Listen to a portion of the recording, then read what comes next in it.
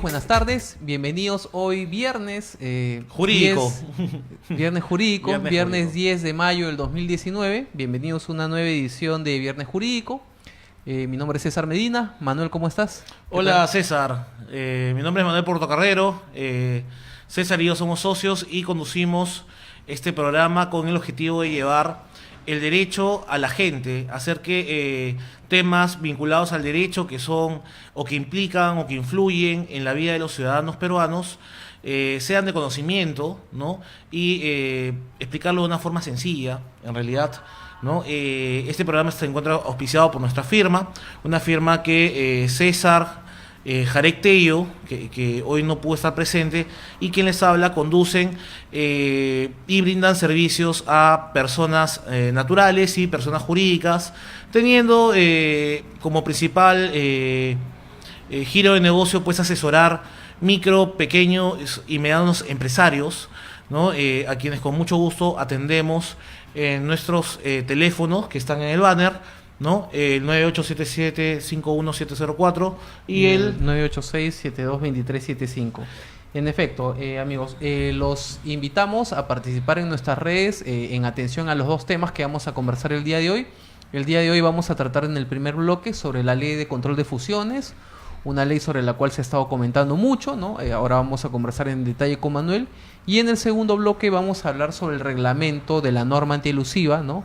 Una norma sobre la cual también se ha estado creando cierta polémica. Entonces, los invitamos desde ya a participar con relación al tema que se va a tratar en este primer bloque, que es la ley de control de fusiones, ¿no? Una ley que ya ha sido aprobada, ha sido promulgada, ha sido aprobada por el Congreso, ha sido promulgada por el Poder Ejecutivo y lo que ahora todavía vamos a... todavía no ha sido promulgada. A ver, ha sido promulgada, Está pero en entiendo que autógrafo. todavía no va a entrar en vigencia. A ver.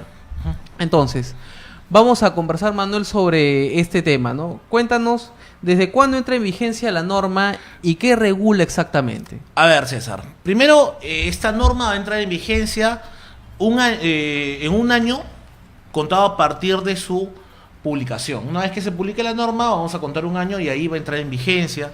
Y está sujeta a algunos cambios de reglamentos, aquí hay que, perdón, a unos cambios normativos y a la emisión de un reglamento por intermedio de un decreto supremo. Ahora, ¿qué es lo que regula esta norma? Se llama Ley de Control Previo de Operaciones de Concentración Económica. Y para entender, porque es más conocido como un término fusión, ¿no? Y para entender este asunto, tenemos que entender que no toda fusión es una concentración económica. Entonces, ¿qué es lo que va a regular esta norma? Va a regular, efectivamente, si es que se lleva a cabo una operación de fusión. ¿Qué tiene o qué significa una operación de fusión, César? Se da cuando dos o más empresas se unen, ¿no? Hay dos tipos de fusión: la fusión por absorción, en la cual una empresa va a ser la que va a absorber a la otra, con lo cual todo el activo, todo el pasivo, el patrimonio de la empresa pasa a formar parte de la empresa que absorbe, ¿no? Supongamos que HCM va a comprar, el canal HCM va a comprar otro canal, y absorbería el otro canal, ¿no? Adquiere el activo, el pasivo de otro canal y seguiría existiendo HCM. En una fusión por absorción, pues deja de existir la sociedad absorbida, solamente, pero sin liquidarse, porque traslada todo su patrimonio, todos los activos, todos los bienes a la absorbente. Y hay otra fusión que es menos popular, que es la fusión por constitución o incorporación, que es aquella fusión en la cual dos o más empresas se unen para formar una nueva, ¿ya? Para constituir una nueva empresa, ¿ya?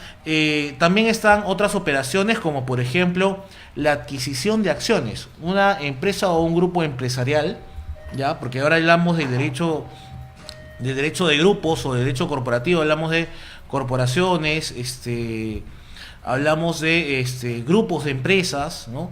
¿Y qué quiere decir eso? Que ahora el empresario no tiene una sola empresa. Un empresario de repente es titular o accionista de varias empresas, y estas varias empresas formarían un grupo económico. ¿Qué pasa si una empresa adquiere acciones de otra, con lo cual obtiene control y obtiene la decisión empresarial? O sea, puede tomar sobre un determinado o en un determinado mercado, ¿no? Ahora, también se da pues mediante eh, contratos empresariales, como por ejemplo un joint venture, aunque no está regulado en la ley de sociedades, entendemos que un joint venture es cuando varias empresas, dos o más empresas se asocian ya para realizar un negocio en común. Entonces, estas operaciones están contempladas en la ley, ¿no? Y donde se da cuenta que hay una adquisición directa o indirecta, ¿no? Una adquisición directa podría darse a través de una fusión, una adquisición indirecta podría darse a través de un contrato de colaboración empresarial, ¿no? Llámese un joint venture, una asociación en participación, o etcétera. Correcto. ¿No? Entonces, esta norma, ¿no? Entiendo pues que tiene, como tú explicas, un espectro amplio, ¿no? Pero entiendo que no todas las fusiones o no todas las adquisiciones del índole que tú refieres van a estar bajo esta norma, sino hay algunos parámetros a partir de los cuales se va a empezar a aplicar. ¿Cuáles son esos parámetros? Mira, César, incluso hice el cálculo en soles, ya para que lo podamos entender. Tienen que pasar dos cosas de manera concluyente y a eso le llaman el umbral. ¿El umbral por qué? Porque es la repercusión económica que tiene que tener en el mercado esta operación para tener un control previo, ¿ya? Que se da en dos etapas, ¿no? En la primera etapa se va a tener que entender que de manera concurrente, o sea, de manera conjunta, ¿ya? El valor de las ventas o ingresos brutos anuales de las empresas involucradas en esta operación deben superar las 118.000 UITs, que diciéndolo en soles estaríamos hablando de 495.600.000 soles, más o menos, o sea, en conjunto. Ahora, a la vez, dos o más empresas, al menos dos empresas involucradas en la operación de fusión deben tener ventas, o sea, estamos hablando de las ventas, ¿ah? Claro. Deben tener ventas en el ejercicio fiscal anterior, ¿ya? Por un valor igual o superior a las 25.000 UIT, estamos hablando de 105 millones de soles, ¿ya? Entonces, tendrían que confluir estas dos cosas. ¿Por qué? Porque también hablamos de concentraciones verticales, ¿no? Que es una concentración vertical cuando empresas que participan en una misma cadena de una producción se fusionan. Por ejemplo, el caso de las boticas que se fusionaron pues con Química Suiza y con Kimpac, y ya tienes o sea, varios eslabones de la cadena en la producción. Sí. Tienes a las farmacéuticas y tienes a las farmacias, ¿no? Entonces ahí podríamos ver que hay una operación en el global, ¿no? Y hay empresas y hay fusiones en las cuales se dan pues varias o varias líneas de negocio, ¿no? Entonces hablamos de mercados relevantes distintos. Por eso es que se les da un umbral, ¿no? Y en el otro umbral está las ventas en conjunto de dos o más, ¿ya? Que tendrán que superar las... y que no necesariamente deberían tener una vinculación... sí, no necesariamente... bueno, en realidad son empresas no vinculadas que se van a vincular económicamente. Y ese es el umbral previo que se tiene que pasar para que se someta a este control previo y se tenga que solicitar una autorización por parte de Indecopi. Entonces estamos hablando de operaciones grandes. Entiendo que los puntos deben haber sido calculados en base a un parámetro comparado con la región. Mira, en realidad en la discusión del Congreso se cambió a última hora el umbral, ¿no? Y va a ser siempre discutible, así como se discute, por ejemplo, en materia concursal, el por qué las 50 OITs son relevantes para que en el mercado una empresa tenga que ir a un procedimiento concursal, y si no supera esas UITs, pues tendrás que ir al Poder Judicial. Claro. ¿No? Entonces va a ser siempre discutible este tema de las UITs, ¿no? Del umbral que se ha fijado. Los empresarios van a decir, por un lado, seguramente van a decir que no, que el umbral es muy pequeño, y por otro lado van a haber actores de la sociedad civil o asociaciones de consumidores que van a decir que es muy alto. que es muy alto, ¿no? ¿Por qué Manuel ha tomado tanto tiempo discutir sobre el control de fusiones? ¿A qué atribuyes que esta discusión se haya extendido? Lo que pasa es que es una discusión doctrinaria, en realidad, entre quienes vemos temas de competencia, y que se da porque en nuestro país hay un control hay dos tipos de controles para determinar si es que hay una libre competencia o no en el mercado. Entendiéndose por eso que la práctica empresarial debe darse de acuerdo a parámetros de eficiencia, ¿ya? Y no se debería pues prohibir o restringir la competencia. Ahora, en nuestro país, desde la creación de Indecopi, ¿ya? Existe la Ley de Represión de Conductas Anticompetitivas, que actúa a posterior. ¿Qué quiere decir? Una vez que se detecta una conducta anticompetitiva o que pretenda falsear la competencia o que pretenda restringir la competencia en el mercado, ¿ya? Llamémosle, por ejemplo, un cártel de precios, ¿no?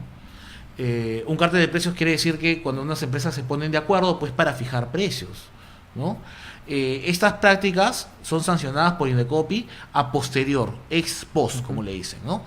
Y por esta razón se vio durante mucho tiempo innecesario pues regular esta figura ex ante, o sea, antes de que se realice, ¿no? Ahora, se parte de la premisa de que una fusión o una adquisición, ya de por sí, cuando tiene cierto nivel en el mercado o acapara cierta presencia en el mercado y en cierto mercado relevante, ejerces una posición de dominio, tal vez sin ser monopolio incluso, ¿no? Tienes una posición de dominio que podrías aprovechar pues para cometer un acto que restrinja la competencia. Entonces, es por esto que ahora se ha regulado estas fusiones y adquisiciones empresariales para realizar también un control ex ante. Ahora muchos se van a preguntar, si tenemos un control ex ante, ¿para qué tener un control ex post? Y el debate se va a seguir ampliando, César. Claro, ¿no? Entonces estamos hablando que la finalidad de esta ley es proteger la libre competencia. Es prevenir situaciones que pudiesen pasar. O sea, prevenir algo que pudiese pasar por esta alta concentración en el mercado, ¿no? He visto, por ejemplo, hace algún tiempo el post de un conocido profesor de Derecho que va a la farmacia pues y adquiere una pastilla para la presión alta, que antes costaba pues 3 soles la caja y ahora adquiere un blister por 9 soles y le parece excesivo, dada la nueva composición en el mercado pues de las cadenas de farmacia, ¿no? Y este fue en realidad el tema que ha llevado al Congreso pues al final a decidirse a legislar. Proyectos de ley hubieron muchos, basta con ver, miren, en los años se han presentado pues proyectos desde el año, he visto proyectos 2010, 2012, aquí hubieron solamente entre el 2016 y el 2018, 1, 2, 3, 4, como 15 proyectos de ley. O sea, esta ley... esta discusión ya tiene un tiempo. Sí, tiene tiempo y vamos a encontrar en universidades tesis al respecto. Incluso mi tesis para grado de magíster también trataba sobre las concentraciones, bueno, más restringidas al sector bancario. Pero sí, el debate siempre estaba abierto. Pero ahora, Manuel, tú dejas picando un tema interesante, ¿no? Que es el tema pues de esta fusión en el tema de las farmacias, ¿no? Y uno pensaría si teniendo vigente una ley de control de fusiones hubiese pasado esta operación o la del comercio. No, definitivamente no hubiesen pasado algunas de los medios de comunicación, no hubiesen pasado o hubiesen estado sometidas al control previo, la fusión pues de estas cadenas de farmacia, también hubiese estado sujeta al control previo la fusión reciente de Alicor con Intraepco, a pesar de que no son competidores directos por la magnitud de la operación, ¿no? Correcto. La magnitud de la operación. Ahora, bueno, entiendo que ya hay muchos países que tienen leyes de control de fusiones, pero ¿cuál es la tendencia? Más de 100 países, o sea, te digo, César, de que la ley también se aprobó porque la OCDE estaba pidiéndolo como requisito para entrar. O sea, no es que tampoco hayamos tenido la voluntad. Te digo que casi todos los países tienen una ley de control de fusiones. ¿Y qué entidades se encargarían de la evaluación de este tema? ¿Es solamente Indecopi? ¿Hay otras entidades que también intervienen? ¿En qué casos intervienen? No, César, van a intervenir no solamente Indecopi, si es que se da una fusión, por ejemplo, en empresas que están dentro del ámbito de supervisión de la SBS, pues sería la SBS la encargada de intervenir también en este procedimiento de control previo. También hay entidades que están autorizadas por la SBS, por la Superintendencia de Mercado de Valores, como por ejemplo aquellas los fondos colectivos, ¿no? Si se realizan estas fusiones también estarían... Pero quien decide finalmente es Indecopi o... Sí, donde se va a tramitar finalmente es Indecopi. Entonces va a tener que haber mucha coordinación entre estos grupos, va a tener que prepararse un presupuesto, un equipo. Que tengan que ver también con una regulación sectorial, ¿no? O estén sujetas a regulación, va a haber una opinión técnica favorable del organismo respectivo. Por ejemplo, si hay una fusión en el ámbito de las telecomunicaciones, pues habría una opinión técnica, aunque no vinculante, por parte de OCIPEL. Correcto. ¿No? ¿Y cuáles son podrías hablarnos de tu opinión, cuáles son los beneficios de la norma? ¿Cuáles son los principales beneficios de la norma para ti? Los principales beneficios de la norma es que habría un mayor control respecto a los posibles efectos y tendrían que analizarse antes de que suceda, no esperar a que suceda, por ejemplo, una restricción o prácticas restrictivas de la competencia por parte de un operador que tenga una posición de monopolio para que ingrese otro operador, por ejemplo, ¿no? Sí, o sea, van a haber algunos casos de que muy bien se podrían también sancionar a posteriori, van a poder prevenirse, o sea, ya no tendrían un efecto. Ya no se tendría que esperar a que estos actos tengan un efecto sobre los consumidores, que son los más afectados, para que recién se tomen cartas al respecto, ¿no? Se va a buscar más que todo la prevención. Lo que busca la norma es más que todo una prevención.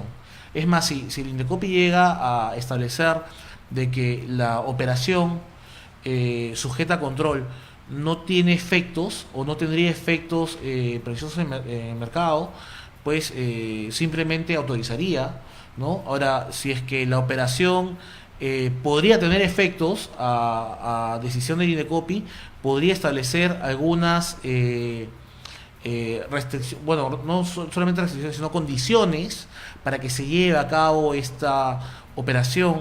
Por ejemplo, te digo, ¿no? Hay algunas operaciones de fusiones a nivel internacional que han tenido efectos en el Perú, pero sin embargo los organismos de libre competencia, al aprobarlas, han establecido algunos parámetros que nos han vinculado a nosotros.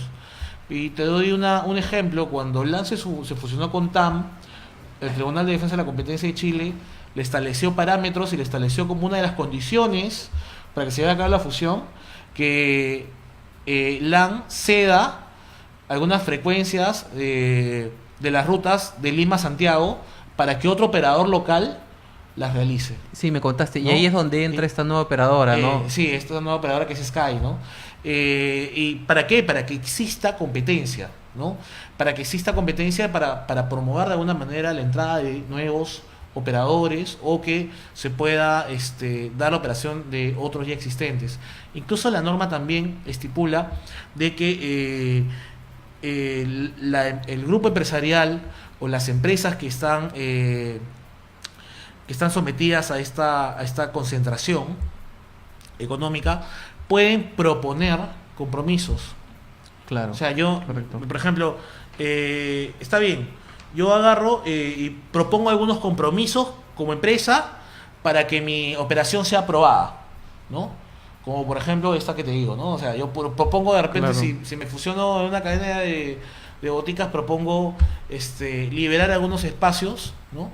Para que entre una empresa competidora, ¿no? Que no absorbí. Claro, O de claro. repente dejar algunos espacios. Por ejemplo, si hablamos de supermercados, oye, nos estamos fusionando 3 cadenas de supermercados. Y acá hay un efecto que podría, pues, destruir, pues, a los mercados locales, como pasó en España, ¿no? Le establecieron algunas condiciones. Oye, me cierras algunas. Yo te lo puedo ofrecer, o sea, no voy a esperar a que me lo impongan. Yo lo cierro. Claro. Por sí, ¿para qué? Para promover también los pequeños mercados, que son tradicionales, que dan trabajo a más personas. Es también una cuestión de políticas, ¿no? Es una cuestión de políticas y vamos a ver cómo avanzan las políticas y cómo se va estableciendo en la práctica esta nueva ley Claro. de control de concentraciones. ¿Y hay aspectos que a ti te parezcan polémicos o por lo menos discutibles en la norma? Hay algunos aspectos que me parecen discutibles. Por ejemplo, si vamos a subir el umbral en cuanto a la operación que va a estar sujeta a control, lo hacemos por decreto supremo. O sea, por decreto supremo vamos a modificar una norma, ¿ya? Claro. Cosa que no sé qué tan posible sea, ¿no? Eso es por remisión, ¿no? Pero si vamos a hacerlo hacia abajo, o sea, si vamos a bajar el umbral, bueno, entonces eso sí tendría que hacerse por ley, ¿no? Hay algunas otras cuestiones que de repente se me escapan por aquí. No me parece discutible, lo que sí me parece es adecuado, ¿no? Al contrario, es que las condiciones que debe imponer el Indecopi a las empresas que estén involucradas en esta concentración van a poder ser revisadas, van a poder ser revisadas incluso a pedido de parte, para veces que son levantadas en el tiempo. Obviamente, ¿qué pasa si yo tengo una alta concentración en el mercado? ¿Ya? Pero con el paso del tiempo, esa concentración ya no se da, o de repente hay entradas de nuevos operadores en el mercado, nuevas empresas en el mercado, que ya harían que esta condición impuesta pues sea desproporcionada o excesiva, o ya no, Claro. ya no cumpla su finalidad. Entonces simplemente levantemos la condición, ¿no? Hay algunos temas que han dejado más o menos en el tintero. Por ejemplo, cuando hablan del control previo de operaciones comprendidas en el ámbito en el ámbito de regulación y supervisión de la Superintendencia de Banca y Seguros, ¿no? La efectúa el Indecopi, y también tiene que haber un control previo de carácter prudencial por parte de la SBS. Acá, por ejemplo, yo tengo mis dudas porque, o sea, tener dos organismos que revisen un tema a la vez, no sé si sea tan si es que haya tal nivel de coordinación, ¿no? A ver, o sea, encima lo que va a revisar la SBS es un tema muy importante, que es el control de carácter prudencial y estabilidad financiera. Nosotros en el mercado bancario tenemos una alta concentración, tan altísima, César, que te diré que hay un solo banco que concentra casi el 50% de los ahorros y los créditos en el Perú. No necesito decir cuál es. Pero si es que este banco quiebra, como quebraron los bancos de Estados Unidos, pues no hay seguro, de fondo de seguro de depósitos que nos salve, ¿no? Los niveles a los cuales está sometida la alta concentración en el mercado hace que el fracaso de uno de los cuatro entidades bancarias que tienen la alta concentración en este mercado, pues si una de estas cae, van a tener repercusiones muy grandes sobre todos nosotros, Claro. solamente sobre el Estado, Sí. ¿no? Ahora, Manuel, Entonces, habría que un- revisar también sí. normas prudenciales. Habría algo que se podría dar en la gente, y también lo he escuchado en algún momento, es un prejuicio con relación a la participación de la SBS y la SMB por ser más cercanas, por tener este mote, ¿no? De estar muy cercanas a las empresas o más cercanas al libre de mercado, y que por lo tanto sería bueno que el Indecopi sea quien defina algunos temas, porque por así decirlo es una institución más independiente, ¿no? Pero eso eso es muy subjetivo al fin y al cabo, ¿no? Porque lo positivo es que el Indecopi en teoría es el que resuelve, y las opiniones de estas instituciones son solamente recomendaciones y no tienen un carácter vinculante, ¿no? Sí, César, siempre va a ser discutible porque van a decir, bueno, quien es el especialista en el sector es tal entidad y no el Indecopi. Habría que ver, pues, si sería bueno que también se conformen, pues, dentro de la comisión de libre competencia, tengamos funcionarios de unas y de otras, ¿no? Porque tampoco estaría mal que un comisionado de libre competencia pueda ser a la vez miembro de la SBS o un representante de la SBS. Me parecería incluso hasta más saludable, ¿no? Por el grado de experiencia. Y no es la primera vez que un funcionario público está en una comisión o en la sala. He visto que hay miembros de la sala que incluso trabajan en otras entidades o ejercen otro cargo público, pero a veces están en Indecopi. Y eso no ha tenido ningún efecto, por el contrario, nos ha llevado a un alto nivel de especialización, ¿no? He visto caso una viceministra, si no me equivoco, una secretaria general que es miembro de la sala de defensa del consumidor y hace una labor loable y conoce el tema educación, porque ha estado en el Ministerio de Educación y a la vez también es miembro del tribunal y lo hace muy bien. Claro, lo importante va a ser en todo caso saber cuánto el presupuesto público se va a destinar para este tema y el tipo de profesionales que va a tener que convocar Indecopi, porque asumo que se va a tener que hacer una convocatoria especial, llamar a una serie de especialistas. Lo que dice la norma es que va a ser la misma Comisión de Defensa de la Libre Competencia, ¿no? Habríamos que ver si es que la conformación va a ser la misma o si es que se abriría de repente una comisión adjunta, habría que ver la carga procesal, ¿no? Claro, y los asistentes, tendría que haber mucho economista. Habría que bueno, ver, hay economistas como asistentes, ¿no? Claro. Si tú lees los informes previos o los informes de Secretaría Técnica, se nota que hay quienes intervienen no solamente son abogados, sino también economistas. Correcto, Manuel, te agradezco mucho por habernos dado estos alcances sobre la ley de control de fusiones que aún no está vigente, ¿no? Habrá que ver ya en su puesta, en aplicación, en su vigencia, qué novedades y qué aciertos nos trae, ¿no? Si efectivamente pues esta institución ayuda, ¿no? o evita, ¿no? que se vaya a perjudicar el libre mercado. En el siguiente bloque vamos a conversar con Ítalo Pierola, asociado de CTL Consultants, sobre el reglamento de la norma antielusiva. Así que ya regresamos en el otro bloque. Gracias, ya nos estamos viendo en el próximo bloque.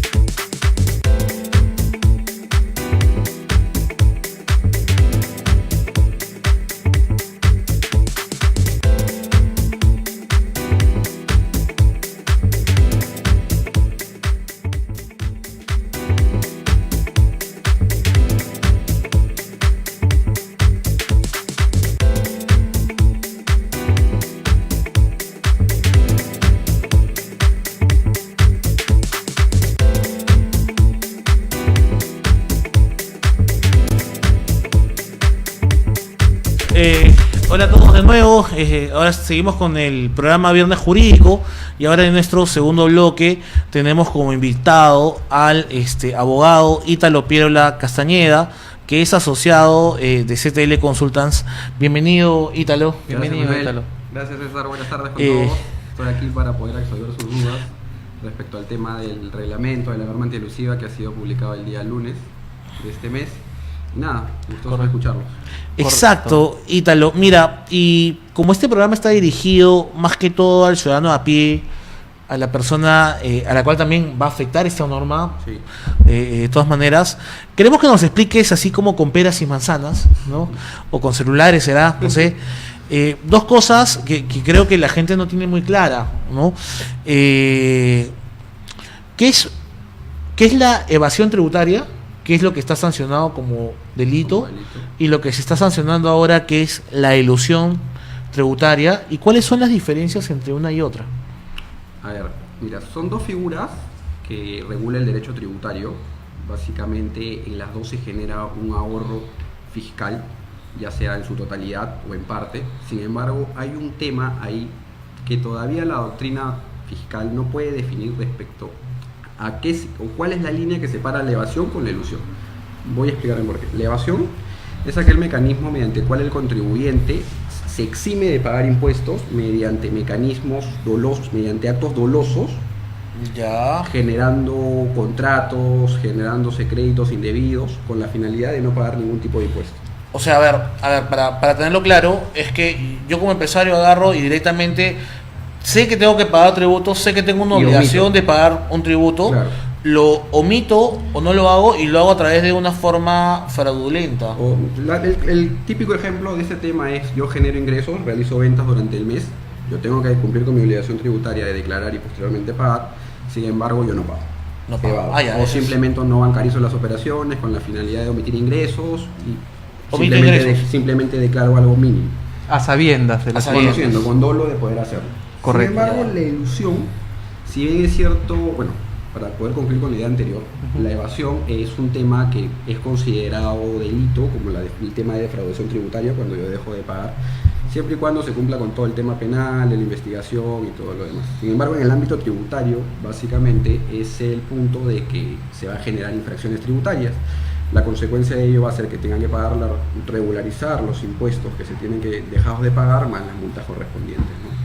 Y mientras tanto, la elusión es un mecanismo que eso sí está más gris aún todavía, porque algunos lo consideran también un delito, lo consideran indebidos, otra parte de la doctrina dice que no, que es algo válido. ¿Por qué? Porque simplemente el contribuyente acá aprovecha los vacíos que tiene la norma para efectos de no pagar impuestos o reducir en lo máximo que pueda. O sea, algo parecido al fraude de la ley. Básicamente sí. Tratan de basarse en un hecho aparente cuando en realidad la finalidad o el fin de ese hecho es otro. Correcto. Ok. Y este tema de esta cláusula antielusiva, ¿no? ¿Desde cuándo se va a aplicar y qué novedades trae la norma? Sí, claro, miren, este es un reglamento que básicamente precisa a la norma general antielusiva que se publicó en el año 2012. Y es una norma que viene de la reforma del 2012 tributaria que hubo. Sin embargo, esta norma, durante todo el derrotero de su aplicación, surgieron diversas críticas al respecto por la manera de cómo SUNAT la venía aplicando y cómo es que había sido redactada y posteriormente aplicada por todos los agentes de SUNAT. En ese sentido, en el 2014, esta norma se suspendió. ¿Por qué? Con la finalidad de poder reglamentarle y establecer un procedimiento acorde para efectos de que los contribuyentes no sean afectados por el mismo. Y desde 2014 se ha estado discutiendo hasta el Uy, día lunes.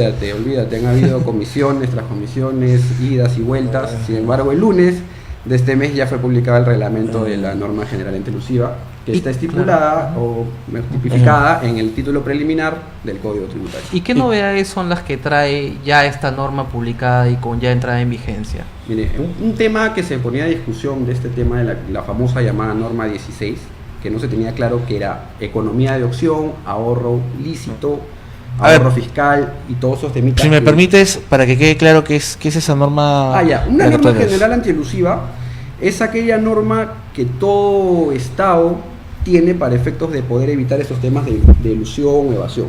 Existen normas generales que aplican para todos y normas específicas para supuestos en concreto, como son la distribución indirecta de dividendos, la renta presunta, cuando vendes inmuebles al valor del autovalúa, a costo cero, cosas por el pero, o sea, una norma general antielusiva, en resumen, podría ser aquella norma que evita que dejes de pagar impuestos. A ver, por ejemplo, y tú has dicho con los tributos, por ejemplo, ¿qué pasa? Y esto se ve en la práctica y muchas personas lo hacen, o por lo menos me he enterado que algunas personas lo hacen. A ver, tú vas a vender un predio, ¿no es cierto? Y tienes que pagar impuesto a la renta por eso, y es más, también tienes que pagar al cabal. Sí. ¿Ya? Pero ¿qué te parece? Yo vendo un departamento $1 millón, Sí. ¿ya? Y tú me pagas $1 millón, Sí. pero en el contrato ponemos que me has pagado 100.000 soles. Okay. Que es lo que coincide con lo que se ha declarado en el HR, el valor del autovalúo, ¿ya? Entonces, ¿yo estoy cometiendo una ilusión o estoy cometiendo una evasión? Si en caso tú dejes de pagar impuestos en razón a ese acto, sería una evasión. Una evasión, Porque ya. estás generando un ingreso. Sin embargo, justamente a lo que venía explicando hace un momento, que era la cláusula general antielusiva y la cláusula Ya. específica antielusiva, en este caso aplicaría una cláusula específica antielusiva que dice, para el supuesto que tú estás planteando concretamente, es que el valor de un predio no puede ser menor al del autovalúo.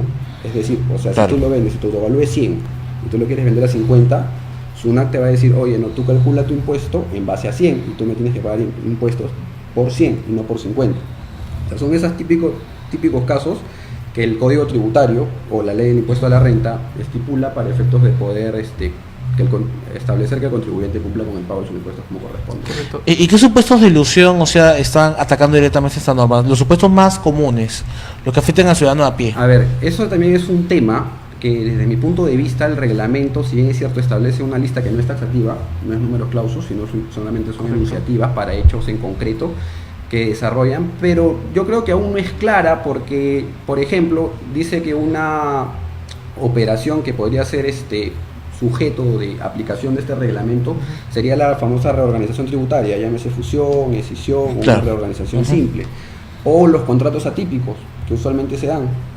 Claro, por ejemplo, en una fusión, ¿cómo se puede dar la ilusión? O sea, yo tengo una empresa que tiene que tributar con rentas y adquiero una que está con pérdidas. La pérdidas. ilusión como tal no debe entenderse básicamente, para poder responder tu punto, como un supuesto de dejar de pagar impuestos.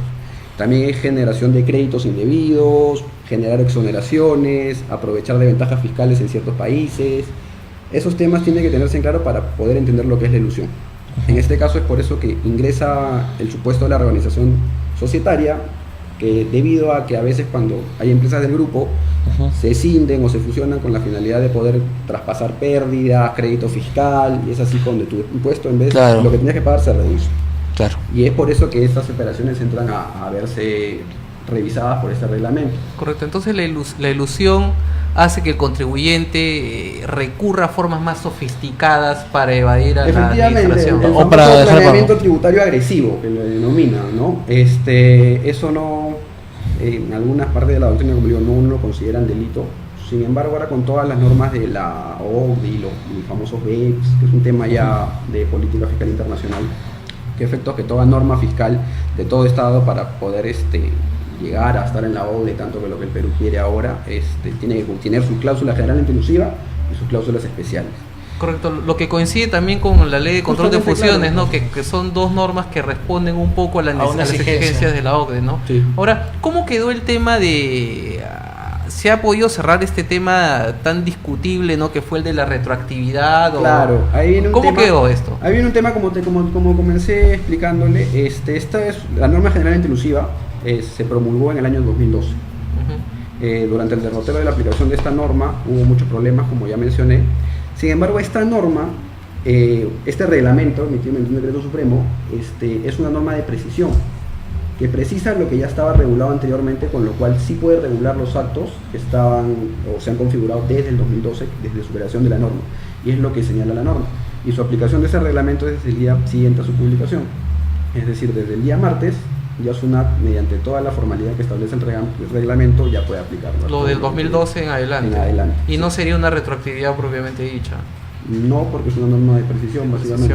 Correcto, porque entonces este argumento de la retroactividad era más que todo un argumento, por así decirlo, de los contribuyentes para querer salir de esta salir situación. de esa brecha. ¿Por qué? Porque tenían un decreto legislativo anterior a la promulgación de este reglamento, establecía que todas las empresas, todos los contribuyentes tenían la obligación de regularizar los planeamientos agresivos que tenían, con posibilidad de imputar responsabilidad a los directores o gerentes generales. Correcto. Pero es un tema que tenían hasta el 29 de abril para hacerlo, y este reglamento, bueno, ya ha dado mayores luces, no del todo, pero sí ha dado mayores luces de lo que podría ser planeamiento tributario agresivo y otro que es economía de opción. ¿Y qué aspectos de la norma te parecen discutibles o, por decirlo menos, polémicos, con los que puedas estar de acuerdo, o crees que son demasiado abiertos? Yo creo que un punto a favor de este reglamento es la definición de economía de opción, que es una forma de planear tributariamente con un fin de poder, sí, generarte un ahorro fiscal lícito. ¿Cómo se genera esto? Por ejemplo, el típico ejemplo es, no sé si conocen los temas de los regímenes tributarios, régimen MIPE, especial, general. Entonces, el contribuyente puede optar por cualquiera de estos regímenes para efectos de poder elegir el que mejor o mayor ventaja fiscal le ofrezca.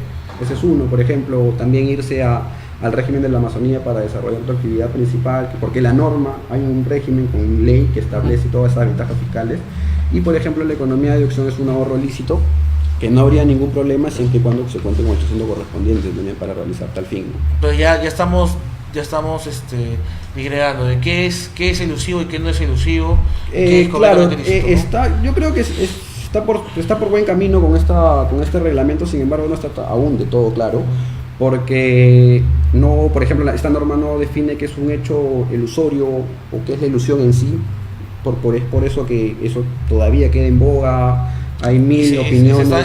Y van a dejar que se haga mediante decreto supremo o sí, la norma remite. Sí, la norma remite o sea, para variar están pasándole la pelota, o sea, lo más importante al ejecutivo, ¿no? Ejecutivo. Correcto.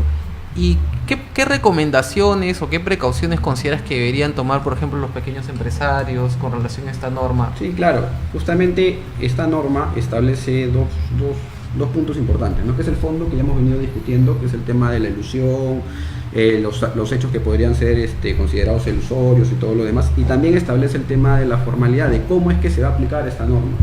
De manera resumen muy breve, cuando el contribuyente se vea le inicia un proceso de fiscalización, el mismo que consiste en que los auditores de SUNAT van a tu empresa, a tu negocio, y comienzan a pedirte documentación para efectos de poder ver si determinaste correctamente o no tu obligación tributaria y si cumpliste con el pago oportuno o no de la misma.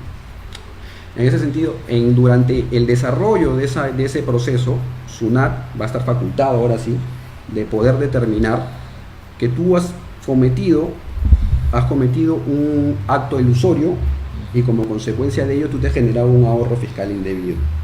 Entonces, SUNAT en ese momento va a poder determinar e iniciarte una fiscalización respecto al tema y poder redeterminar tus impuestos, que en otras palabras es decir, págame lo que me corresponde y lo que ha dejado de pagar.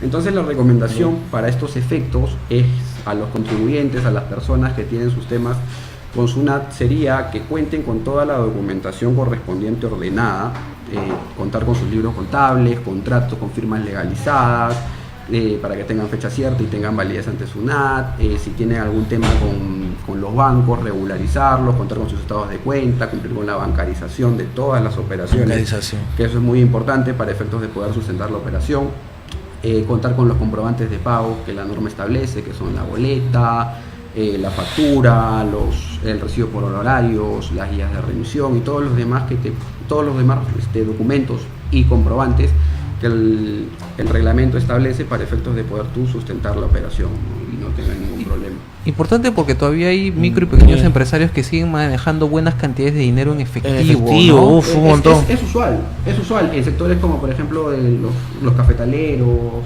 la minería, cuando te vas a comprar un productor minero en la misma, no hay aquí nomás en Gamarra, ahí claro, dejan claro, 7.000, 8.000, 9.000 soles en efectivo diario o y más. Me imagino que de ahí para el asesor tributario es muy difícil tratar de justificar cosas para las cuales no hay recibos o comprobantes. Claro, cuando ya no hay comprobantes ya hay un problema, cuando no hay documento de por medio, la operación sí pierde total sustancia económica y es reparable. Es reparable, es decir, SUNAT sí te puede cobrar por eso, es decir, págame lo que me debes, ¿no? Correcto. ¿Y no crees que vaya a haber criterios muy diferentes a los que actualmente existen en SUNAT con relación a la elusión?